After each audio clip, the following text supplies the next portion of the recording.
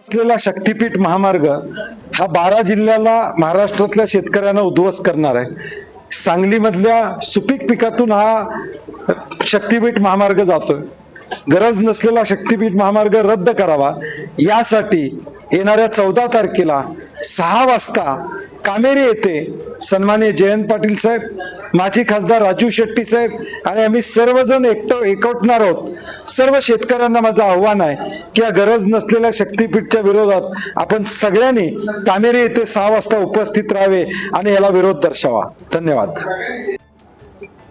गरज नसलेल्या शक्तीपीठ महामार्गाला विरोध करण्यासाठी म्हणून कामेरी तालुका वाळवा येथे दिनांक 14 जूनला सायंकाळी 6 वाजता मेळाव्याचं आयोजन केलं आहे।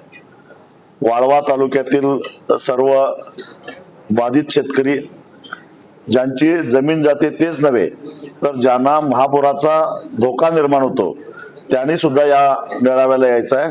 शिराळा तालुक्यातल्या सगळ्या शेतकऱ्यांनी सुद्धा यायचं आहे। शिराळा तालुक्यामधून जरी शक्तीपीठ महामार्गामुळे जास्त जमीन जाणार नसली तरी सगळ्यात जास्त फटका महापुराचा शिराळा तालुक्याला बसणार आहे।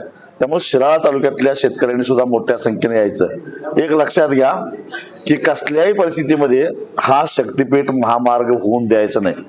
त्यासाठी वाटेल त्या मार्गाचा अवलंब आपल्याला करावा लागेल।